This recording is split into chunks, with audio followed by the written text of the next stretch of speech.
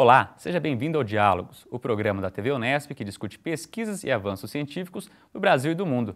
Esta é uma edição especial, com a presença de pesquisadores participantes do segundo Simpósio Internacional de Televisão Digital, o SINTVD, realizado no campus da Unesp de Bauru.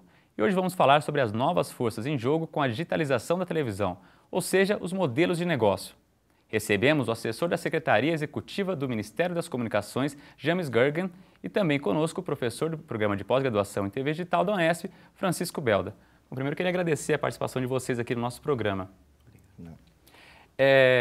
A digitalização da televisão, os novos meios de comunicação digitalizados, convergentes, muda um pouquinho a questão do bolo publicitário, aí, quando a gente pensa na televisão, que sempre teve a maior quantidade de financiamentos.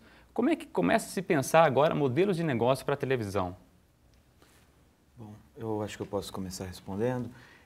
Eu acho que a indústria de mídia como um todo está se transformando, não é? Pressionada por novos padrões de consumo também, pressionada por fatores tecnológicos, pressionadas por também essa convergência e esse movimento que envolvem as mídias digitais, principalmente.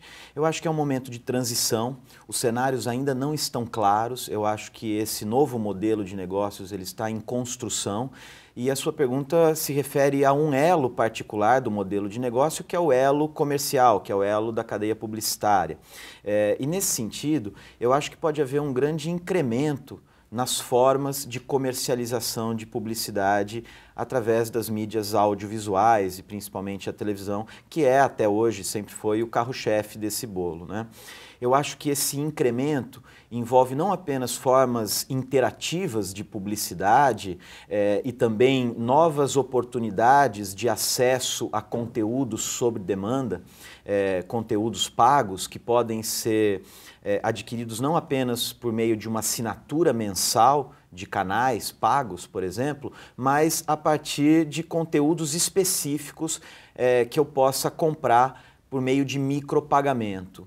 Mas talvez a maior mudança nesse cenário venha com a possibilidade de eu realmente adquirir produtos e serviços através da televisão. Não apenas usar a televisão como mídia para veicular campanhas, para veicular publicidade ou para adquirir conteúdos audiovisuais, mas eu usar a TV como uma intermediadora de transações, que podem ser desde serviços bancários até a compra de aplicativos, como a gente vê hoje, por exemplo, na Apple Store, na Android Store, e esses modelos eles devem se fundir. Os modelos que hoje orbitam a internet, os modelos que hoje orbitam as telecomunicações e também a televisão, eles devem tecnologicamente permitir essa interface, e eu acho que cabe a nós, pesquisadores, e também ao mercado, como maior interessado nesses processos, buscar os caminhos dessa transição.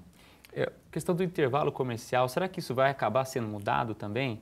Ou vão se acrescentar novas possibilidades, na verdade? René, eu acho que é importante a gente frisar antes, assim, em primeiro lugar, que a televisão ainda não perdeu nada com isso, digamos assim. Historicamente, ela tem 60% mais ou menos do bolo publicitário brasileiro e ela continua mantendo esses índices, até aumentando um pouco. Então, o que está aumentando é o próprio bolo publicitário, né? Que está se redistribuindo por essas novas mídias. E, além disso, existe uma receita nova gerada por esses conteúdos audiovisuais que as emissoras produzem, que é o próprio catálogo de serviços e conteúdos que estão disponíveis, que vão estar disponíveis, já alguns já estão, nas TVs conectadas, que são as Smart TVs, nos dispositivos eletrônicos que são vendidos já e nos serviços que a gente chama over the top de internet. Eu não vou citar nomes de alguns, mas existem já vários no Brasil, alguns estrangeiros já entraram. A partir de consoles de videogames, por exemplo, vai ser possível comprar conteúdo. Então, além do intervalo comercial, que é uma grande fonte atualmente de faturamento, existe toda uma receita desses conteúdos avulsos que vão poder ser comprados como num catálogo, né? Então, isso gera uma receita nova que ainda não se consegue mensurar no caso brasileiro, mas lá fora já é uma receita importante de redes menores, de redes que foram criadas ainda na década de 80, 90, no cabo, segregadas ao cabo, que hoje tem muito conteúdo, tem um acervo muito forte. Então vai prosperar, eu imagino, futuramente, quem conseguir aliar um novo modelo publicitário, comercial, junto com esse modelo de catálogo, de vídeo on demand, como a gente chama. Agora a gente tem em discussão uma nova lei que vai mudar um pouquinho o cenário das produções, porque no Brasil a gente tem uma característica muito forte, que é as emissoras de televisão, que são os grandes produtores de conteúdo. Você acha que muda um pouquinho esse cenário? A gente espera, no Ministério das Comunicações do Governo Federal, porque a gente está regulamentando a Lei 12485, que unificou as normas relativas ao serviço de TV por assinatura no Brasil, né? Satélite, cabo e MMDS. Com isso, a lei prevê alguns dispositivos para incentivar o audiovisual brasileiro, com a produção independente. Serão mais 3 horas e meia de conteúdo nacional por semana, além de programadoras independentes de conteúdo nacional e conteúdo nacional inserido nos pacotes e nas programações de canais estrangeiros. Isso mais ou menos se calcula uma arrecadação a mais para o setor audiovisual brasileiro de 300 milhões ao ano. Hoje em dia a gente tem 1/3 disso, então a gente quase vai quadruplicar o valor de investimento disponível para a produção independente brasileira e com isso espera-se conseguir fomentar também pequenas empresas do interior do Brasil, pequenas empresas de produção independente que não tinham acesso a esse bolo aí de fomento do audiovisual brasileiro. Professor Belda, agora pensando nesses conteúdos que vão ser produzidos, você acha que cada vez mais eles vão estar presentes não só na TV, mas em outras plataformas, pensando nesse universo agora de convergência que a gente está entrando? Com certeza, com certeza. Eu acho que hoje a produção audiovisual ela deve se pensar como uma produção transmediática, não é? Você pode ter derivações a partir de um mesmo produto que sejam veiculadas na TV, nos telefones celulares, nos dispositivos móveis em geral, até em plataformas de videogame, por que não pensar nisso? E obviamente a internet, que e sempre vai ser um campo muito fértil para a difusão de conteúdo. Eu acho que o aspecto mais interessante desse movimento é dar a oportunidade de grupos que não necessariamente sejam capitalizados, com recursos de médio ou até de pequeno porte, você consegue adquirir câmeras, consegue montar uma pequena estrutura de produção e aí o elemento-chave passa a ser a criatividade, a capacidade criativa, a capacidade autoral, a capacidade de ter boas ideias, idealizar boas histórias. As histórias sempre foram e acredito que sempre serão o cerne da atratividade desses conteúdos. O que eu acho que está se conseguindo com essas novas regulamentações que o James colocou, e também com esse cenário de acesso à tecnologia, é realmente dar oportunidade de produção para além das emissoras, para além dos grandes centros empresariais de produção. Muito bem. E agora vamos para um rápido intervalo. A gente volta já.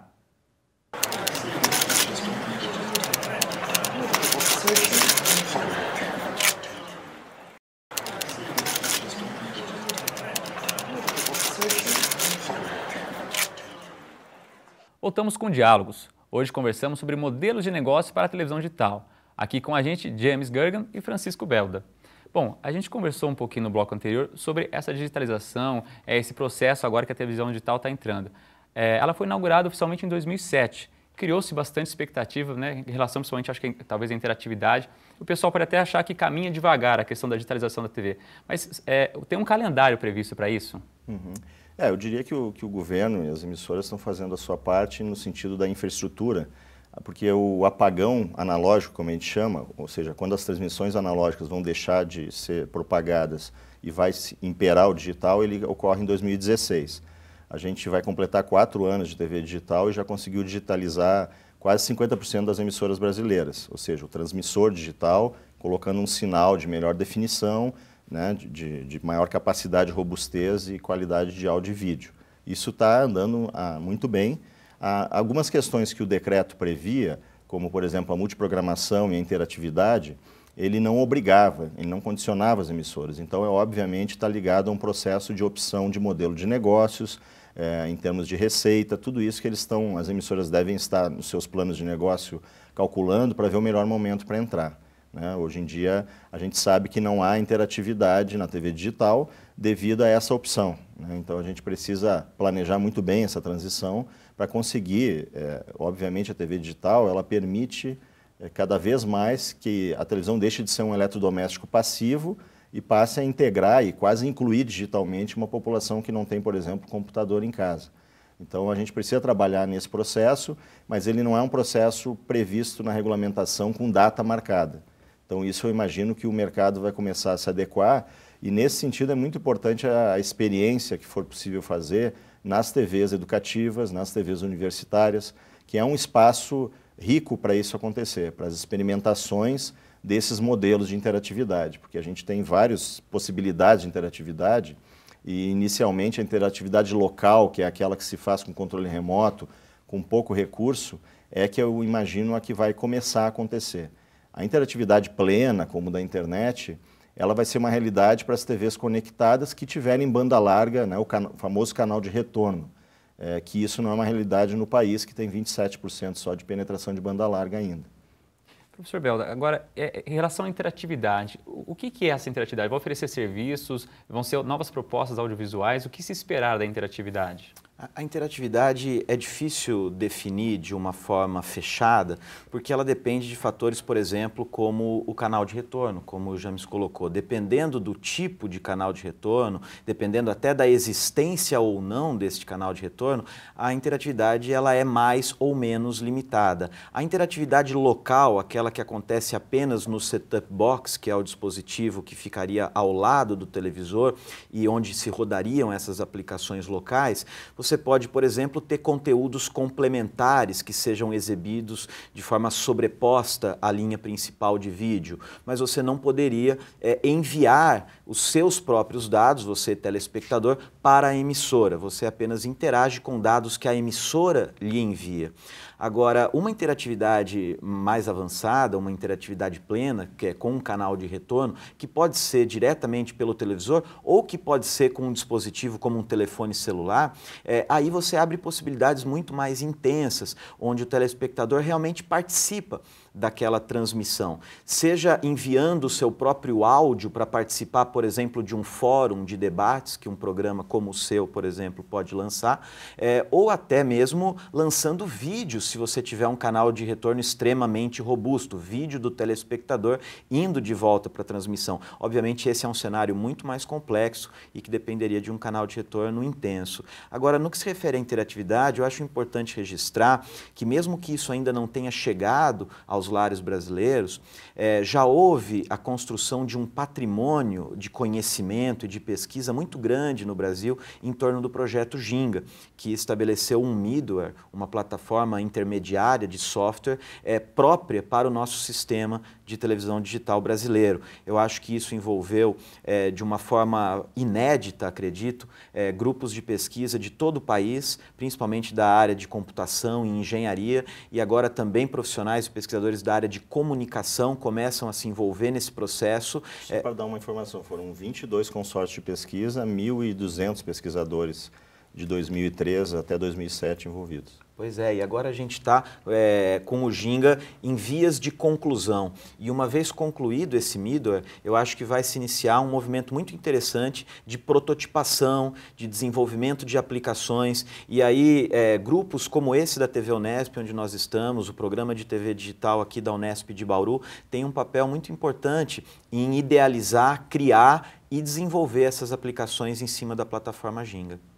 Eu queria destacar uma outra funcionalidade que a gente fala talvez menos, porque ela também não está implantada, que é a multiprogramação, ou seja, com a TV digital a gente consegue repartir o sinal de TV, se fizer essa opção, em mais de 4, 5 canais, ou seja, subprogramações paralelas ao mesmo tempo. Então, eu acho que é importante a gente saber também começar a fazer experiência de como explorar isso, porque a gente tem que ainda, digamos assim, o telespectador tem que aprender a usar uma tela onde vai ter um mosaico com 5, 6 programações e ele vai ter que escolher. Isso é um outro aprendizado e uma experiência que a academia pode ser muito importante. Assim, e a multiprogramação, na verdade, é a grande vantagem da digitalização, né? Você utilizar melhor o espectro, seria mais ou menos isso? Isso, conseguir. Mas mesmo dentro do canal, além de otimizar o gerenciamento do espectro, dentro daquele canal que a emissora possui de 6 MHz, a gente pode repartir em subprogramações. Então, a própria Unesp aqui pode estar transmitindo a sua programação principal da TV, em paralelo uma programação para ensino à distância, mais em paralelo uma programação meramente institucional da universidade, depois uma mais segmentada, então pode fazer 5 subprogramações. Esse é um recurso importante também, principalmente para as TVs educativas. Agora eu gostaria que você explicasse um pouquinho, porque entra também os celulares aí também nessa multiprogramação, né? A gente passa a poder assistir televisão com o celular e se movendo. Esse seria mais ou menos isso? O decreto já previa mobilidade, um celular como esse aqui já se capta a TV a partir de um segmento que leva o vídeo numa menor qualidade para esses aparelhos. Então isso já é inclusive uma inovação. O nosso sistema USB TV-DT, ele trouxe várias vantagens em relação aos sistemas que existiam no mundo, principalmente na questão da mobilidade, na questão da interatividade, na questão da modulação, que é isso que a gente fala, que permite a compressão maior de vídeo e áudio para carregar mais conteúdo, né? Muito bem. Voltamos daqui a pouco. Agora um breve intervalo. Não saia daí, é rapidinho.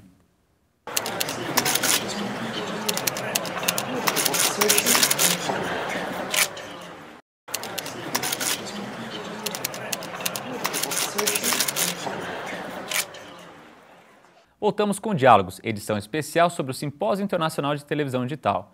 Hoje aqui no estúdio, James Gergen e o Francisco Belda. A gente conversou nesses blocos sobre o papel da televisão digital. Eu queria que vocês comentassem um pouquinho como a gente pode pensar a TV digital para educação e para a saúde no país.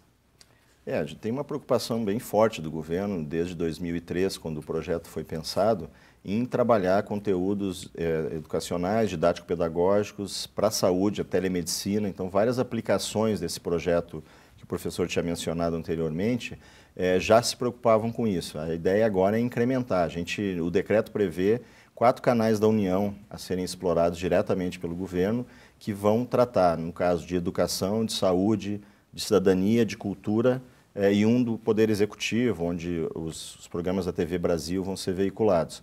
Então, aí existe um potencial enorme de produção de novos conteúdos e, além disso, de conteúdos agregados, não só a programação linear, mas novos conteúdos, desde Olimpíadas de Jogos, por exemplo, que podem existir esses aplicativos disponíveis na TV digital e também as crianças em casa poderem compartilhar isso. Na questão da telemedicina, marcação de exames e de consultas médicas a partir da televisão. Isso já é possível, já tem aplicação desenvolvida aqui no Brasil para isso. Então a gente tem uma gama aí enorme de potencialidades, mesmo na cidadania, algumas questões de governo eletrônico pela televisão, o T-Gov, de participação social mesmo, né? Por exemplo, uma transmissão de uma sessão plenária da Câmara de Vereadores, o contribuinte lá, o eleitor, poder interagir, dizer, não estou gostando desse vereador, não gosto desse projeto. Tudo isso é possível. A grande questão é até que ponto, né, o poder público, junto com a academia, junto com a sociedade civil, vai poder, digamos assim, desenvolver um plano para que isso se estabeleça de fato. O senhor quer comentar também? Eu acho isso muito interessante, eu acho esse um dos aspectos centrais do processo de inclusão social e digital que se espera ter no país a partir da TV digital. Agora, eu acho que essa também é uma oportunidade de envolver as comunidades de aprendizagem, os alunos, os professores, no processo de produção de conteúdos.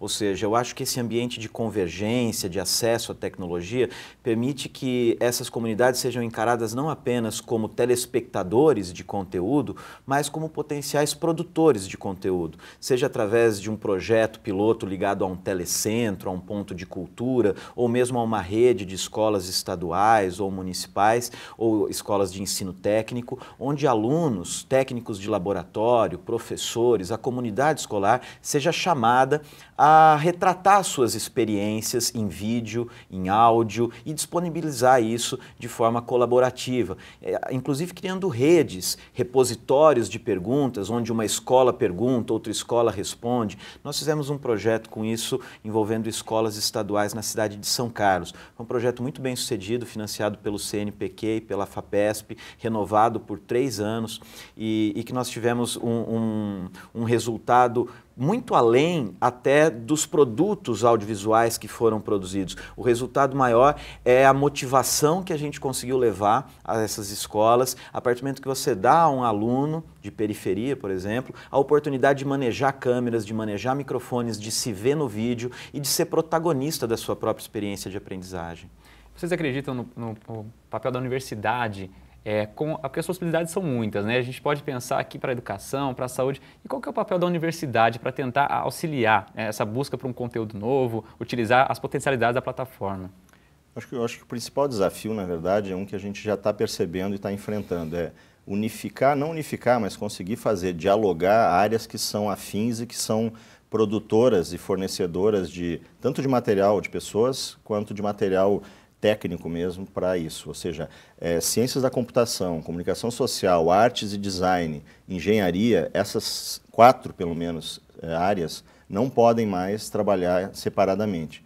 É preciso que a universidade reúna essas pessoas, essas cabeças e esse potencial para desenvolver soluções integradas, já, onde toda a questão do digital, do interativo, existe muito desenvolvimento, por exemplo, para fazer um desenho animado, mais um jogo, um artista para cada 4 programadores. A gente precisa ter tudo isso, precisa formar esse pessoal e, ao mesmo tempo, fazer projetos experimentais e extensão, né? Eu acho que a extensão tem um papel importante, porque ela opera um pouco menos na formalidade e ela tem essa capacidade de formar pessoas que estão marginais em relação ao sistema universitário, né? Que necessariamente não estão cursando a universidade. Fazer essa capacitação é muito importante e, ao mesmo tempo, a pesquisa e a inovação.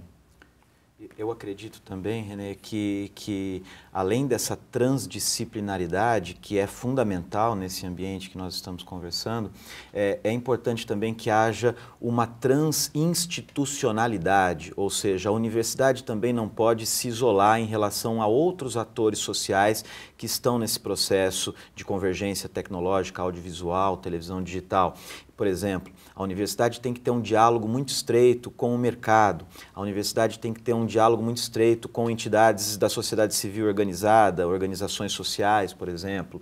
A universidade também tem que entender melhor como funcionam os órgãos de governo para poder, de alguma forma, participar dos processos de regulamentação e influenciar esses debates. Então, eu acho que é um momento oportuno para se costurar essa relação multi-institucional e eu vejo com particular atenção a necessidade da universidade se aproximar do mercado nas discussões sobre comunicação no Brasil. Eu acho que houve nos últimos 20, 30 anos um apartamento dessas duas instâncias. A universidade se colocava muitas vezes como crítica do mercado, o mercado também um pouco refratário às ideias que vinham da universidade, mas eu acho que agora nós temos interesses em comum, que é construir um modelo para a televisão digital no Brasil. Eu acho que é uma oportunidade importante de se reaproximar essas instâncias. Professor, você está inclusive inserido num programa de pós-graduação que é profissional aqui dentro da universidade. Queria que você comentasse um pouquinho o que tem sido desenvolvido ali dentro, a respeito de conteúdos até para TV digital.